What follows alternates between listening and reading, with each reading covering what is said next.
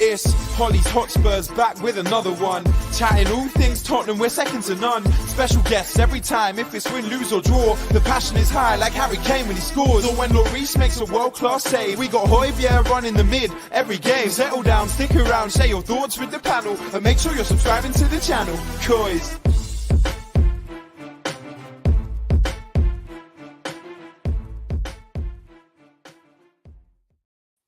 Hello and welcome to another Hollie's Hotspurs Live. We've had a little bit of a break, obviously with the international break, but there's been so much drama off the pitch. It feels like we haven't been away. And tonight, sadly, we've got to discuss that game against Everton. But to do so, I am joined by two fabulous guests. So first of all, Wes, thank you for coming back onto the channel. How are you, my friend? Yeah, not too bad. Thank you for having me. Pleasure as always. It's getting to the stage where I can never turn down a call up for you, Hollie.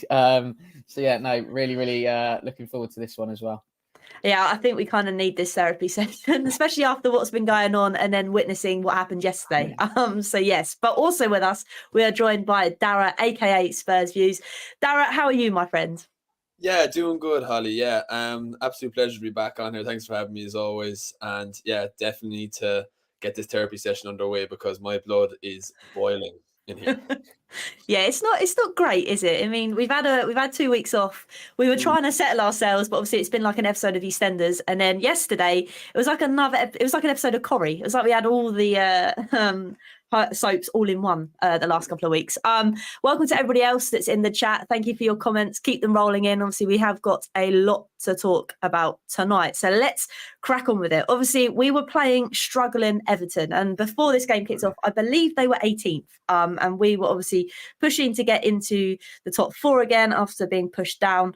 Dyche has obviously got 3 wins out of 4, so it wasn't going to be an easy game. And obviously, Wes, with Conte being sacked in the week, it meant that we had Stellini at the helm. So how are you kind of feeling, first of all, going into this game? Going into the game itself, I was pretty confident, despite the fact you mentioned there about Dyche's record since coming in at Everton. Obviously, done a lot in terms of transforming their home form, but I just feel like we should have really got the job done because that Everton side is awful. Like, it is bang average at best. But yeah, it's like watching it last night and you're sitting there and you're thinking, like, where's the incentive from our side of things? Like, if a win for us last night would have taken us 3rd in the league, and then it would have been a case of crisis at Tottenham. But yeah, the way we played yesterday was not good enough at all. But yeah, just sort of going into the game, I felt quite confident and felt that we could actually produce something. But obviously, it didn't turn out that way. No, it didn't. And I think everybody was, not me, because I kind of thought nothing's really changed. But Darren, were you kind of feeling there was going to be a manager bounce, or were you going to feel like it was just going to be the same old because we've had Stellini by Conte's side this whole time? Yeah, listen, I wasn't convinced. I thought it was strange that we kept Stellini on. I've no problem with him as a person. He seems like a good guy. He seems like he really wants the best for the club. It's nothing to do with that. I just think for the players, I think they've already had games under Stellini before. I think they know exactly the way he wants to operate. And I mean, Stellini was Conte's right-hand man. He is going to keep the same ideologies and the same philosophies that Conte had. I don't think that the club could have expected anything different, to be honest. And even Paratici came out after Conte's sack and saying that he thought it would be a bad idea to try and get someone in now, that maybe a fresh approach wasn't the way we should approach the last 10 games. So it did just kind of seem more like this will do, more so than an informed decision. It seemed, I don't know, it seemed like a cop-out, to be honest with you. I wasn't happy with Stellini staying. I thought Mason probably should have got it if we were going to go down the second Conte route, which was the right call, obviously. But yeah, it just seemed very messy. Now, at the same time, I actually thought the players would respond more so to what Conte said. Like, you could even see with Harry's interview before the game last night, you could tell he was a little bit annoyed, even though he didn't say it. You could tell, reading between the lines, that he didn't agree with what Conte said, that he thought that the side had more backbone and more fight in them. But looking at what we saw last night, that's same old. In fact, it looked even worse. So there was no response, and there was definitely no manager bounce, and it's a shame because it was a huge opportunity, and it's another one missed when other clubs around us drop points. But that's just the way this season has been going for us. It really has, and I know lots of opposing teams will be like, "Oh, but it's Spurs. You're still pushing for fourth." But I think the way that this season has gone has just drained the living daylights out of everyone. And I think that I'm not saying that includes the players as well, because as we know, these players have been with us for a very long time. They should have higher standards than what they have. But it's just all rolling into one at the moment. But we'll go to the starting 11, Wes, because we saw a name that we haven't seen on the team sheet for a long little while, and that was obviously Lloris. I mean, how did you kind of feel with his name being on that team sheet, considering maybe not so how well Forster's been doing, but how consistent I would say he's been doing, how confident he's been trying to instill into this formation, this team? Yeah, I think it was one of those where you're probably looking at it and going, okay, I looked at the team sheet and was like, all right, okay, didn't really pay too much attention to it. But I think in terms of big phrase, I think he's been wicked since he stepped in. I think a lot of people don't give him necessarily the credit he deserves, because he has been about quite a bit in his career. Obviously played in big games, obviously in his time at Celtic, obviously playing in the Champions League and, against Barcelona in the Nou Camp and putting in like a man of the match display, I think, if I remember rightly. But yeah, I think it was one of those where I think probably looking at it, you're probably going, okay, fair enough. But I think when you watch the game again, or if you was to, I don't want to wish that upon anybody, to be fair. Once was enough. So yeah, please don't. But it almost feels like Fraser Forster is a bit more of a calming influence on the back line as opposed to Lloris. He's a big guy. 6'7" of him or whatever. But he seems to command his box better. And he's actually better with the ball at his feet. I think he's criminally underrated with the ball at his feet, off both feet as well, by the way, because he's been stitched up a few times from defenders trying to play it back to him. They've put it onto his weak, and he's just casually sort of pinged it, clipped a 30-yard pass off his swinger towards somebody, and it's actually reached them. So I think from that perspective, I think he was a big miss, but it was one of those, I think, as soon as Lloris was back in, obviously he's captain, World Cup winner, all of those sorts of things, it was a bit of an inevitability, I would say, that he was going to come back in. And I think that's the thing. I think if Lloris is not injured, you probably expect him to slot back in. But would you agree with Wes there? Because I think I do, in a sense that Forster has that sense of stability, whereas Lloris last night, I can't tell you how much I have missed the fact that he is so shaky at the back, and when he gets a ball passed to him and he boots it out, I'm like, oh no, here we go again. 100%. I 100% agree with Wes, and he's dead right when he says, I think when Lloris is back fit and he's your club captain and he has such an influence in the dressing room, and he's been here for however many years, probably 10 now, maybe even 11. I think you do. You slot him back in, but I did think it was a slight bit unfair on Forster. It's not like he's been absolutely amazing, but he's been steady, and steadiness is kind of what we need at the moment. So in that regard, I thought it was a little bit harsh, but I suppose when your club captain is fit, you play him. But yeah, I don't know how many times last night that we insisted on playing the ball out from the back, and the defenders were put under pressure with Lloris's passes, and the ball was just driven straight out of play. It just looked messy. It reminded me of United's Newcastle on Sunday, where you just saw De Gea and the backline that kept making the same mistakes over and over again, and you just knew that there was going to be a goal coming, because when you're putting yourself under that much pressure, the goal is going to come eventually. But yeah, no, I thought it was a bit unfair on Forster, but you can understand it, I suppose. Yeah, I think so. I think it's just one of those that when Lloris is fit, he's just sadly going to slot back in, whether that's a good thing or not. But obviously the game kicks off, and I'm not going to lie to you, I think we made Iwobi, Wes, look like, I don't know, prime, whoever you want to call it, because the amount of times we just let him run free and run at our goal line was ridiculous yesterday. Well, he is the Nigerian Messi after all, to be fair.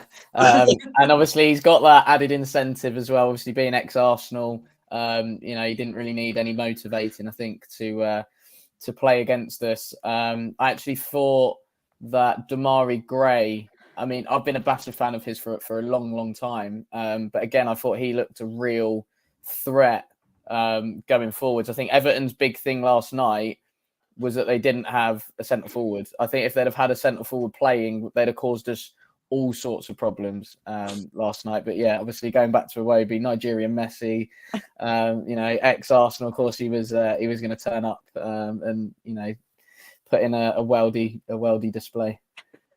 He really did. I think that just haunts us, that term, in the sense that we always make someone that came from Arsenal look good.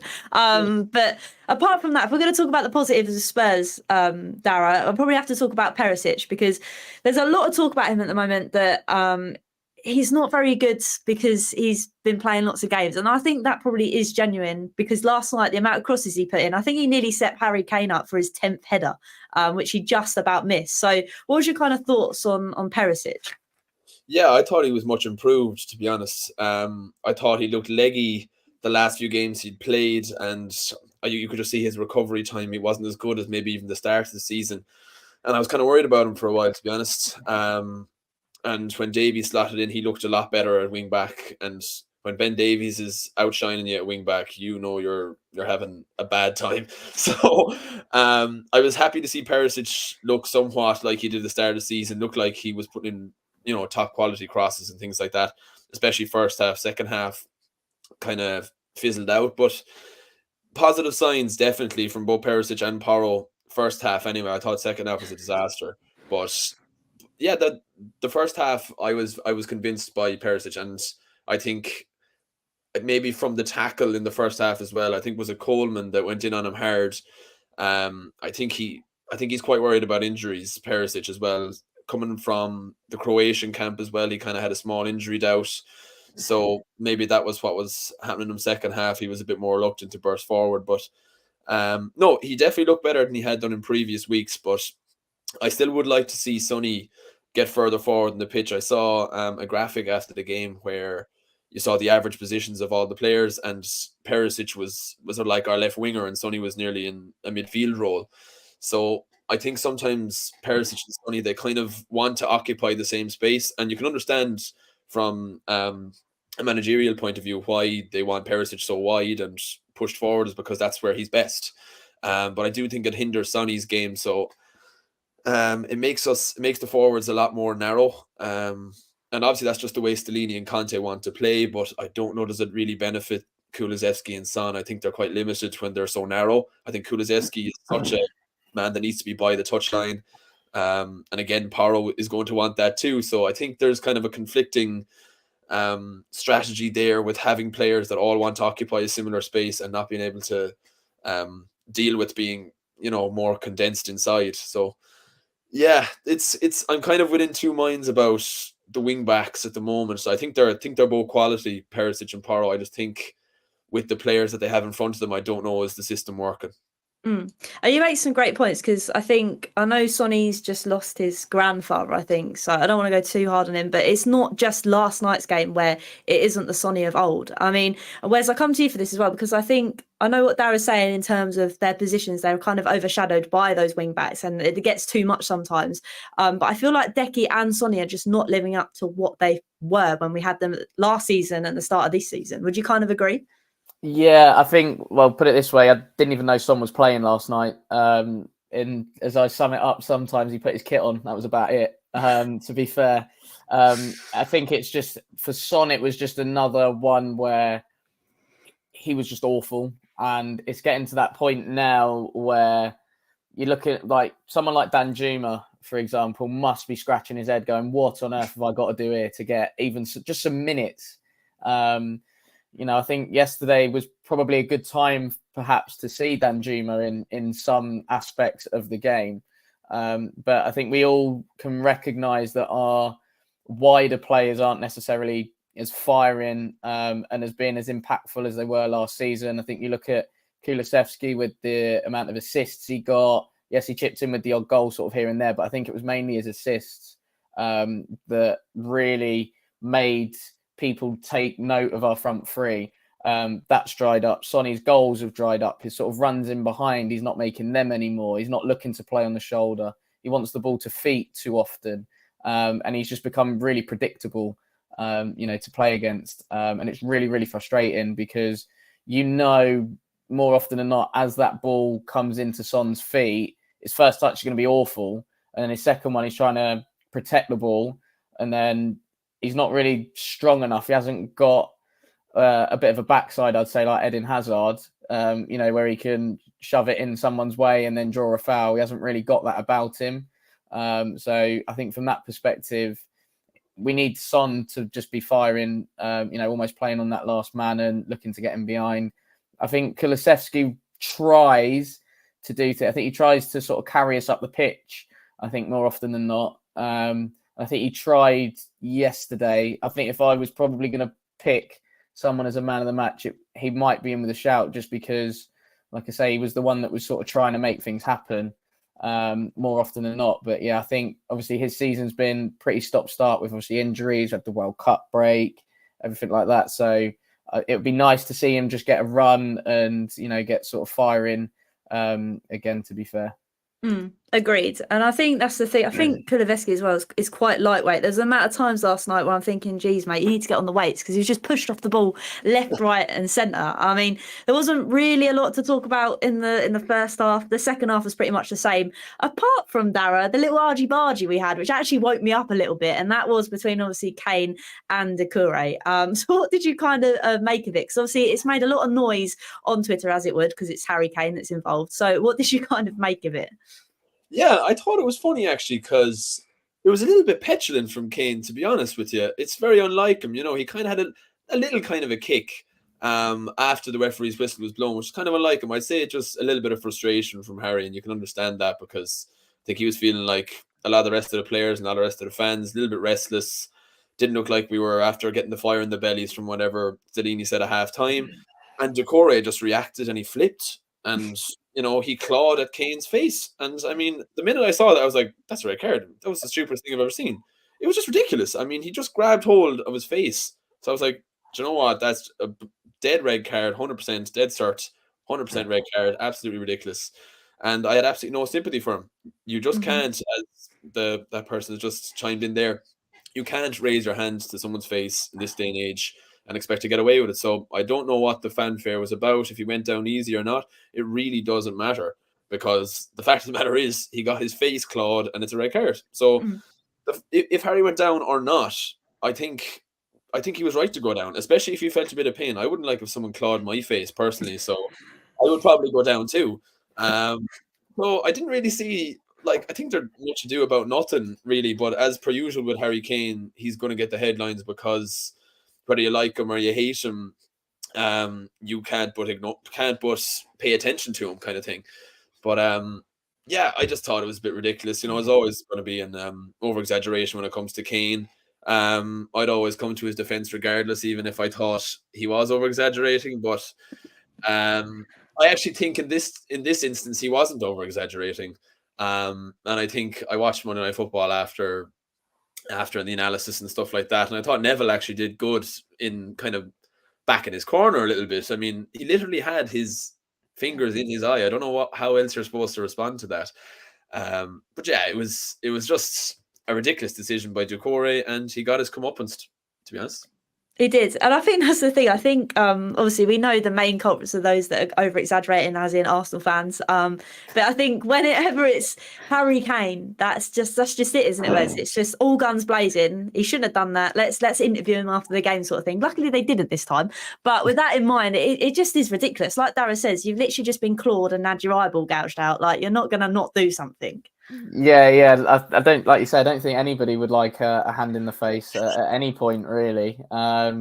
Yeah, I mean, I think it did sort of wake the game up a little bit, because for me, from a Spurs perspective, it was boring. Like, it genuinely was so boring, and it's up there for me in terms of a whole game, like up there with the worst that we've played all season. And I was just there like, oh, something's happened. Right, okay, lovely. Here we go. Let's have some of this. Yeah, it's just woke everybody up a little bit. And yeah, but actually, I think the way we played after that was just not acceptable. And that's all I'm going to say on that matter before I completely lose my head. Don't worry, we've got plenty of time. We'll get there. But first of all, we've obviously got to talk about the penalty. And that was from Romero, obviously gets fouled by Keane, which pretty much was the Keane show yesterday. I'm not going to lie. But with that, Dara, I mean, we can't really talk much about the penalty because, again, Harry Kane just does what Harry Kane does, doesn't he? Yeah, best penalty taker in the world, maybe ever. He is just the bomb. I think, like, as soon as that ball goes down, I'm expected to hit the back of the net. Yeah, dead cert penalty, superb finish. Thought we should have kicked on straight away after that, but not. We reverted back into our shells and completely threw the game, to be honest with you. But yeah, no, definite penalty and a great finish by Harry, but unfortunately not for much in the end. No, it wasn't, because weirdly, Wes, we decided after it was 10v11 that we were going to sit behind the ball and play suicidal football, didn't we? Here we go. Honestly, it baffled my brain yesterday. That Everton side, after going 1-0 down, was there for the taking, and we just decided to retreat and sit on our 18-yard box. I have no idea why, because we had absolutely zero reason to do it. There's few grounds in the country where you need to keep the fans quiet. Goodison Park is up there with one of those. You keep the fans quiet for opening 15, 20 minutes in particular. And then, you know, they get onto the team and everything like that. Did we do that yesterday? No chance. And actually, we gave Everton a lot of hope throughout the game because the fans could see what was going on and they were starting to get behind the team. And, you know, at Goodison, once that crowd gets behind the team, it definitely ups their game an extra sort of 10%. And yeah, we literally just played into Everton's hands. It was just like, right, we're going to give away cheap free kicks in good positions. They've been strong at set pieces since Deitch has come in. Everybody knows that. Everybody can see it. Everybody with a half decent analysis department can see that. So don't give away stupid free kicks in good areas for them. What do? Oh, we just give away silly free kicks in good areas for them. They hoist the ball into the box, and then next thing you know, we're at 6s and 7s at the back as usual. So yeah, it was just poor game management, like seriously poor game management. And yeah, I think some of the substitutions as well were baffling, like genuinely baffling. Like Davinson Sanchez can just about play football with his right foot. Why are we not only bringing him on in the first place, but putting him at left centre back? That just baffled me. Like I'm there going, take him off. Like, if you're going to take Longley off, put an attacker on, because Everton have got down to 10 men. He didn't have a centre forward on. I think they brought Ellis Sims on a little bit later, but we didn't really have any. There was no danger. Like, Everton couldn't get out. They didn't have an out ball, so we could have really gone for the jugular, if you like, and got our goal difference up a little bit, because it is lacking severely compared to those teams around us. So yeah, it was just baffling game management yesterday. It really was. It almost like I don't know, Conte adds Delaney with an earpiece or something, because Dara, like Wes has said, we'll get onto substitutions because they still blow my mind. But it was just, again, we've seen Dyer all season playing the ball. It seemed like we weren't playing in the right kit, because I know we should have been playing in our away kit and we were playing in our home kit. Instead, we were just passing it to Everton. And it's just that suicidal football at the back that gets me every time. We can't play it out from the back when we're not under pressure. Like, what are we doing? There's 11 of us. Yeah, I can understand that insistence on wanting to play the ball out from the back. Like, when you're managing that team, I don't see how you think that those players at the back would be good enough with the ball at their feet to do that consistently. You can do it the odd time when you want to build up play, no problem. But when you're doing it time and time again, and you're losing the ball, but you're not going, right, lads, we'll sack that off. That's not working. But this should have been done months ago. That's not something that should have been done just last night. It should have been done months ago. But look, it hasn't been. We insist upon playing this way, even though we're not able to do it. And yeah, we make players look a lot worse than what they are. Because I mean, I'm not Dyer's biggest fan. I don't think he's amazing by any means, but I don't think he's bad, and he's made look a lot worse than what he is, because he's trying to do things that he's just not able to do. And when you have lads out there as well, like, I mean, Romero, even, I just don't think he's quite looked himself either, to be honest. Like, he's our most solid defender, and he's by far our best defender. But I just think he's doing stuff that he doesn't need to do a lot of the time. Like, even last night, you saw him bursting forward. He was trying to up the tempo, going, when you're lacking synergy between the team, he looks a little bit erratic and a little bit ridiculous.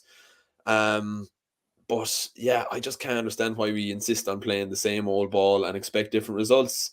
It's like that old saying where, doing the same thing over and over again, expecting different results is the first sign of insanity. And that is what we are, is absolutely insane. And it's driving us insane, having to keep talking about the same thing over and over again. But yeah, I agree with Wes. I know we're going to get onto the substitutions, but the minute Decore got sent off, I said, right, get Sarr on the field now, take off one of the centre backs, stack the midfield, because we're already struggling to hold possession. So with 3 midfielders in there, with one of theirs sent off, we would have dominated, and we would have had that game put to bed long before Michael Keane even thought about thrashing one in from 30 odd yards. So yeah, it's just very frustrating. I don't know how much more I can take of this, to be honest. Oh no, it is insane, and it is true. We talk about the same things week in, week out, but last night I think it was just like the nail in the coffin in terms of what are we doing. But we'll get on to substitutions, because Wes, I don't know what Danjuma has done to not even see a blade of grass at the moment is ridiculous, because the fact that Lucas Moura came on and then manages to get himself sent off, I mean, it just basically rounds up exactly what Spurs are at the minute, a mess. Yeah, no, again, it's like Lucas Moura, we know he's leaving at the end of the season. I'm not saying like completely bin him off and make him train with the 23s or whatever, but yeah, like you say, if you're a player in that squad like Danjuma, or I think there was even a youngster, Mundell, who was on the bench, but even, somebody like that, come on, bring him on. He's going to be fearless. Like, give him a go. I think even we had like Alfie Devine on the bench, who I've seen like little bits and pieces of, and he looks absolutely mustard. But again, like, how are we going to know if these young players are going to be good enough if we're not going to be prepared to give them a go? I know it depends a lot of the time on the state of the game and everything else, but yeah, it's just baffling how Lucas Moura is getting minutes ahead of players who we know. I mean, obviously Danjuma's on loan, but at least it's not a case of, he's not going to be around. If he isn't, then that's, obviously the fault of, the fact of his contract. But yeah, it must be baffling for him. Like, he's here and it's like, well, what am I doing here? Like, if I just turned up and, I'm just having a bit of a jolly for 6 months. Like, do you know what I mean? It's just crazy. Like, and the weirdest thing is he came on against Preston, and I know it's Preston, a championship side, but actually doing all right in the championship. But when he came on, he actually did all right. Obviously, he scored, and you're thinking, right, here we go. Got a bit of competition for places, in those forward areas. We can look at rotating within matches as well, but it's just not happened for him. I actually feel really sorry for him, because he could have gone to Everton, and you look at that Everton side last night, he'd have probably started and he'd have done all right. So it's just been a bit of a waste, I think, all round. But it felt like with that particular signing, Arsenal have got Trossard. Tottenham, what are you going to do in terms of a reaction? In the same way that Barcelona and Real Madrid, in Spain, when one signs a superstar, it's always a case of, well, what's the other club going to do to react off the back of it? So, yeah, like I say, just a bit baffling, really. It is, and I think you've done it well, Wes, in the sense that what was the point of getting Danjuma if he's never ever going to see a blade of grass? I mean, Darrell, obviously we all love Lucas Moura, we know all the memories he's given us, but is there any point in playing him? Because like we saw yesterday, that rash split decision of making that challenge, where he hasn't played any games in many weeks, you can see that the decision making just isn't there. So why not throw Danjuma in instead? Yeah, absolutely. I mean, I understand from the point of view of bringing on Lucas Moura is to inject a bit of intensity and to carry the ball forward and stuff like that. But when you have Danjuma there, who could potentially be a big player for us, and might be signing a permanent deal in the summer, and you're not giving him a go, I mean, it just seems a bit baffling, to be honest. I don't mind bringing on Lucas Moura, but ahead of Danjuma, not for me. I just think it's a bit nuts. Especially if you're bringing off Son. I mean, bringing off Son, you should be bringing on Danjuma, a natural left-sided player. So it just seems like we're just not giving him a chance, and I'd love to know why. Like, he must be producing absolutely nothing in training to not be given a chance.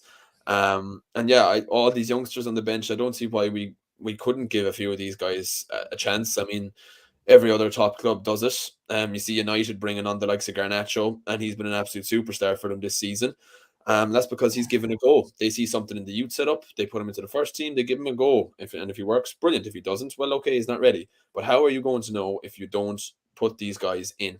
The likes of Sarr, we didn't see Sarr for pretty much the first half of the season.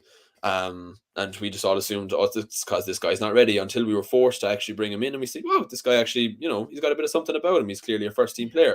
But we wouldn't have known that only for injuries happen. So it just seems like we're reluctant to take chances. It's always, we'll go with the safe option. We know what Lucas will bring us. We know what he's capable of. We'll stick with him. We won't take a chance on Danjuma. He's a bit more unpredictable. And God forbid he might actually do something to change the game. We just want our solid boys who'll do our robotic movements that we've taught them for the last year and a half. And hopefully that'll get us over the line. But yeah, it just seems like go with the safe option and don't take any risks, Hotspur, at the moment. 100% that, and obviously that risk came very late on, because Keane managed to absolutely boot the ball, didn't he? And again, nobody in midfield decided to go towards him, let him have a free pass and have a free hit. I mean, it was a great finish. I'm not going to take that away from him, but it was a credit to Everton that never actually stopped. They carried on going. Yeah, and I think I actually saw the as it was, I obviously saw the goal, and I just went, wow, what a goal! Like, fair play to you, mate. Like, do you know what I mean? If you're that far out, might as well have a pop, and he has, and he scored an absolute weldy. But yeah, again, just poor defensively. Like, you got to get out to the ball, you got to apply a bit of pressure. I think Skip realizes this, but by then it's too late. Do not understand what Sanchez is doing, to be honest. That whole like hands behind the back, turning your back nonsense. Just stand there and get hit. I mean, credit to Dyer on a couple of occasions. I think last night he did that. But it almost feels like this was the mentality side of things that Conte was on about.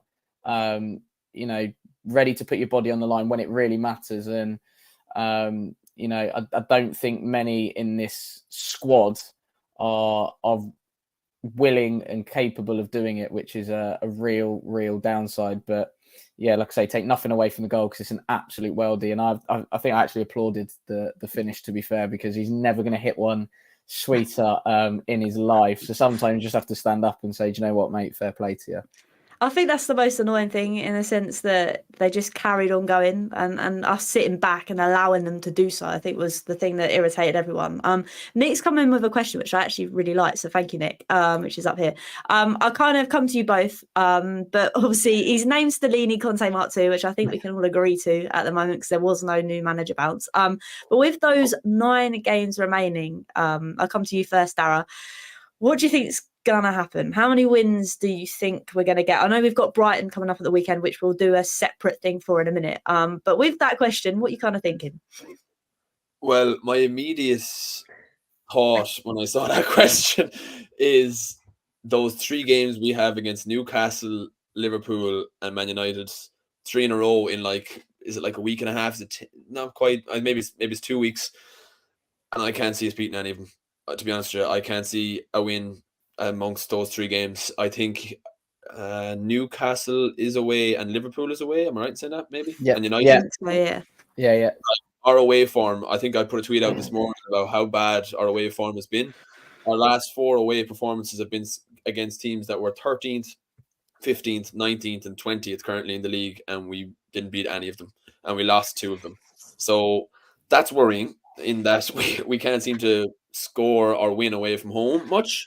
And they're against terrible teams. So on that basis, I would like to think wins in the last 9. I'm going to say 4. 4. I mean, Nick's coming with a 2. I mean, so anything higher than a 2. Wes, what are you thinking? So Dara's gone 4, Nick's gone 2. What are you saying? Yeah, I think I'm closer to Dara. I think we'll pick up points at home. I think the home games are going to be really, really important. I completely agree with Dara. I can't see us picking up points against Newcastle, Liverpool, Man United.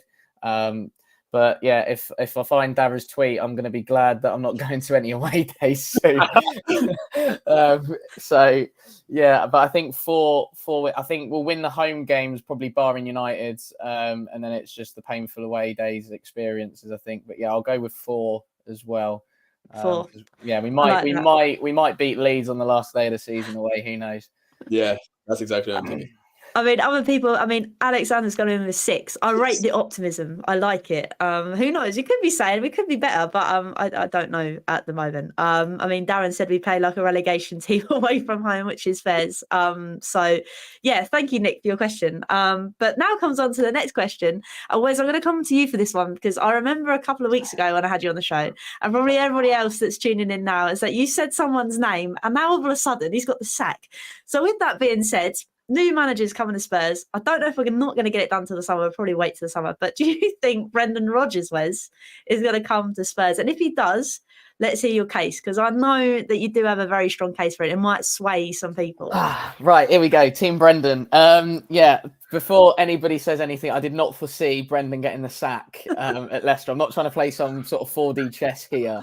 But no, I really, really like the idea and the prospect of potentially Brendan Rodgers joining Tottenham. Like you say, if it's going to happen, I think it will happen in the summer. He can then come in and have a bit of a clean slate then. And I think we were saying it before we jumped on and went live. If you want a manager that plays good football, that develops young players and brings them through, and can implement a philosophy from top to bottom throughout a football club, and also has credit in the bank for winning something fairly recently, I think any person would go, yeah, get that person, whoever that may be, in the door. It's just the fact that it's Brendan Rodgers, and when people hear the name Brendan Rodgers, they go, oh, right, here we go. And I think, Alex. yeah, I think his reputation has probably been tarnished by Liverpool for quite a lot. But you've got to remember as well, look at the job he did at Liverpool in terms of taking them from where they were, playing the football that they did, and coming mightily close to actually winning the league, which is something at that stage that no Liverpool manager had ever done for a very, very long time. You look at, obviously, he then went away and rebuilt his career almost at Celtic, and everybody can say the league's tin pot and all this, right? But the way he literally transformed Scottish football in terms of the way Celtic played, he literally left Rangers behind and finished the season invincible. I mean, you do that at any level, it's not easy. And you know, Roger, it was just like, right, Celtic have picked up another trophy. It's like trebles. And Rangers were absolutely nowhere near. I know Dara's got a smile because I have a feeling he might be a Celtic man somewhere along the line, being from Ireland. But yeah, it was just one of those where it was just clockwork. A bit like what Poch made us do in terms of hitting Champions League. It was just like going out for the weekly shop kind of thing. Came to Leicester. I know he's not had the best season this season, but I think sometimes in a club you need a refresh. And I feel like this step, perhaps from Rodgers, I know someone's probably said that he's got the sack anyway. But I think sometimes in a club you need a refresh, some new ideas, and I think it's just, you know, it's ran out, I think, for Rodgers, basically, in terms of his ideas and things like that. But I think he would be good just to allow us fans to get back to similar principles in terms of what we had with Poch. And I think he's quite close and quite similar in that respect. Listen, if he brings Maddison with him, I don't think anybody's going to complain straight away. I think that'll be a softener. And I think, you know, in his time as well at Leicester, he lost Maguire, who was one of his best centre-backs, for 80 million. He then replaces him with Fofana for next to nothing, then loses him for 85 million pounds.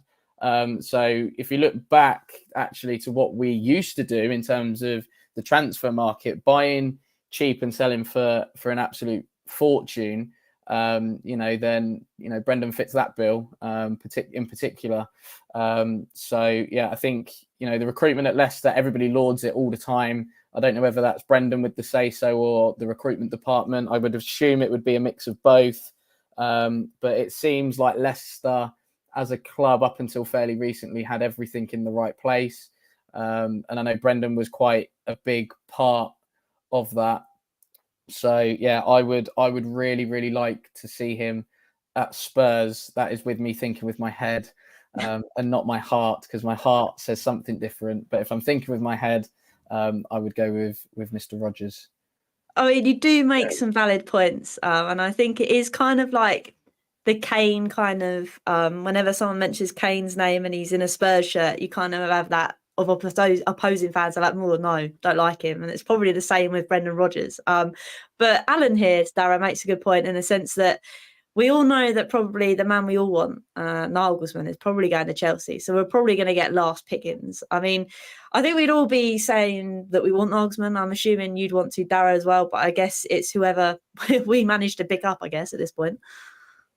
Yeah, it is, in fairness. I would love to think that we would have a bit of a pull with Nagelsmann, with just hopefully trying to convince him, if we manage to swindle Conte and swindle Mourinho with Levy's magical words, whatever dream he sold to them, that he might be able to sell it to Nagelsmann as well.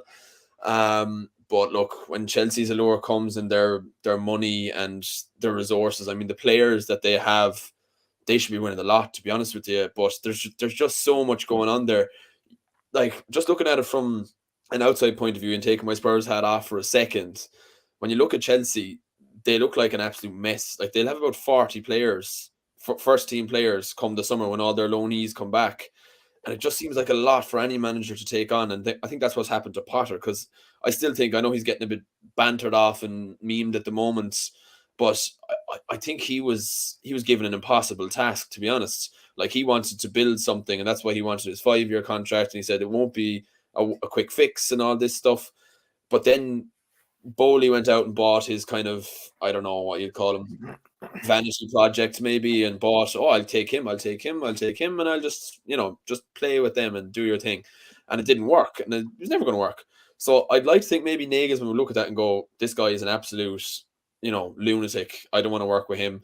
Now, Levy is obviously an absolute money whatever as well, and he's not exactly going to be Nagelsmann's knight in shining armor either. But of the two, it's like choose your poison a little bit. And I would just like to think that Levy would have a bit more nous about him when he's talking to Nagelsmann, if he's interviewing him in the summer. So maybe there's still a possibility, and maybe Chelsea won't go for Nagelsmann in the end, because there's, like, I was looking at their list today and it looks identical to what our list is pretty much. So maybe they'll opt for Enrique or someone with a bit more, I don't know, experience maybe. But yeah, I'd love Nagelsmann. And the minute he was sacked from Bayern, I remember I was in the car and I was like, please Spurs, go and get him. Throw the kitchen sink at this guy. He is the man. We want him. But yeah, barring Nagelsmann, I don't know who I want, to be honest. Pochettino is what my heart says, and it will always say him. And I think until the day he walks back through the door, it will always say him. So I don't know. After that, Wes, to be fair to him, when he said Rodgers to me off air, I nearly got sick. But his like, he's able to back up all his points, Wes, to be fair to him, and he makes some valid points. So look, I'll just have to trust Wes on that one. And to be fair, I think, like you said, the fact that Nagelsmann's probably the one we want, apart from if you're called Wes. But Wes does back up his facts with some knowledge. So if it's Rodgers, it's Rodgers. I just need Wes to feed his information back to me, so I'm convinced if we do go and get him. But obviously, before all of that manager talk, we do have Brighton at the weekend. So Wes, how are you feeling about Brighton? Because if I'm not mistaken, I think they're 6th at the moment. Obviously, they play tonight. I think they play Bournemouth. And at the moment, they're 7 points behind us. So we played Everton, and that was a mess. And now we're going to be playing Brighton, that were closer up the field than us. So how are you feeling going into this one? Do you know what? Brighton might actually play into our hands here. Oh, okay. Brighton under Harry Potter and under De Zerbi are now a possession-based team. They weren't necessarily that under Chris Hughton. They want to dominate the ball. They want to control the game. I think that will work in our favour, because we love this low block, this 5-4-1 rubbish out of possession, and we haven't really got the players to do it and defend well. So I think our strategy is to defend in numbers, and I think we've seen that especially with Mourinho, where we had like 6 at the back, and then it was like Kane and Son, and then the others were just sort of there basically. So yeah, I think they might play into our hands a little bit, Brighton. So it might do us a little bit of a favour. We need Son to be back. It feels like we've been saying this every week, but you know, if Brighton do play that high line, then you know, it might entice Son to just creep forward a little bit more and look to get in those spaces in behind. You have a lot of grass to run into.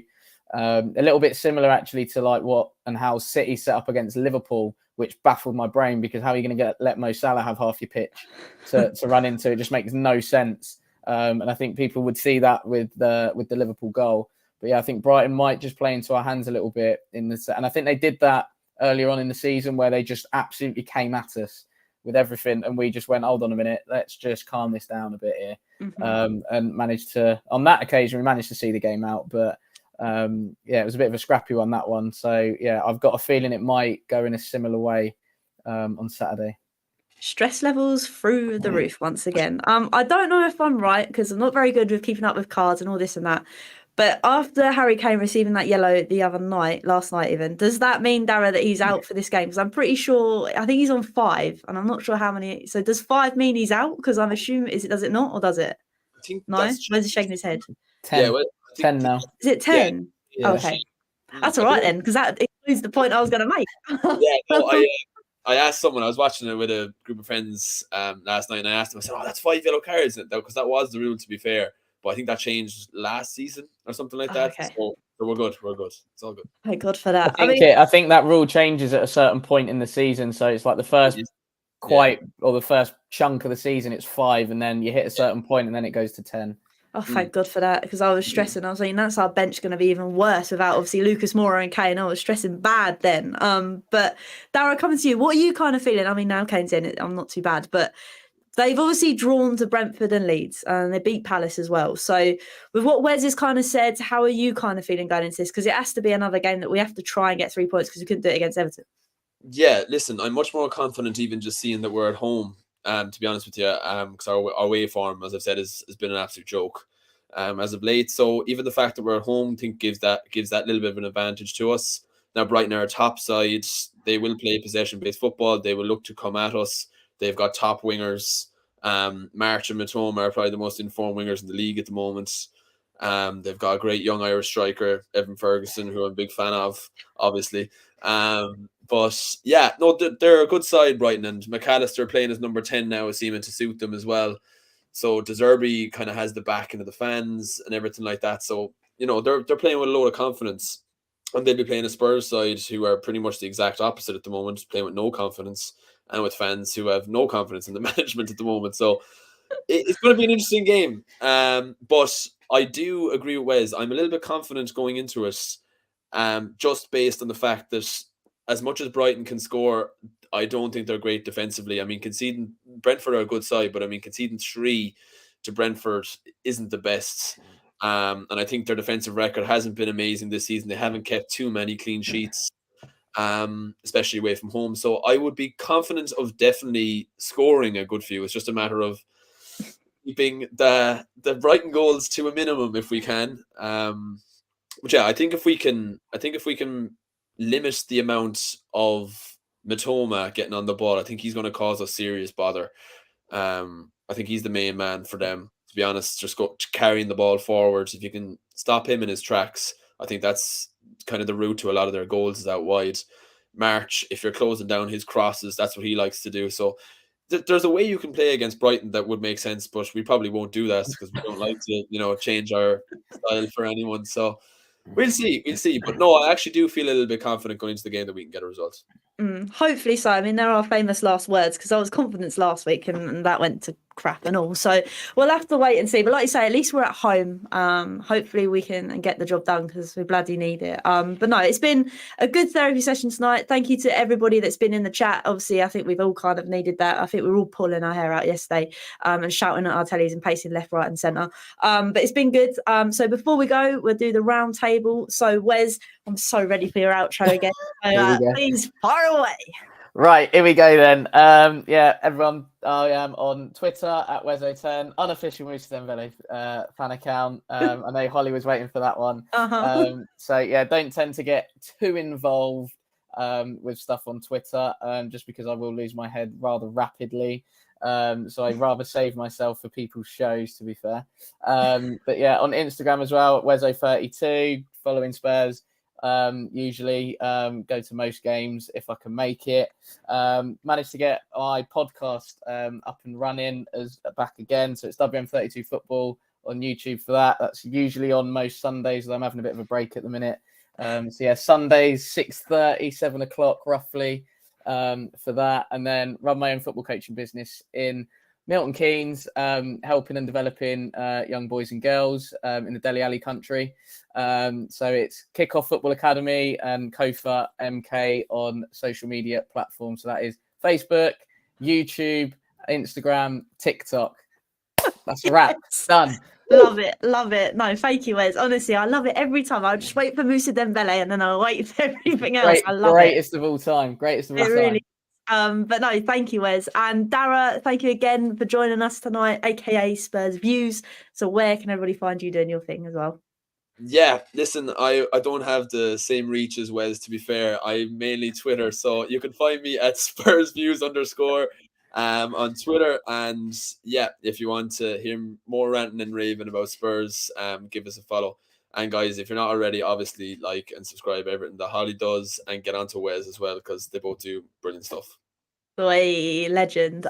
Just before we leave, I just want to pull up Ian's thing. It's not the players, it's it's not the fans. Wait, I don't even know what that says. It's the players who need the therapy, not us fans. There we go. I think, yeah, at the moment, it's a bit of both, I think, to be honest with you. But like I say, thank you to everybody that's tuned in tonight, that's re-watching after we finished.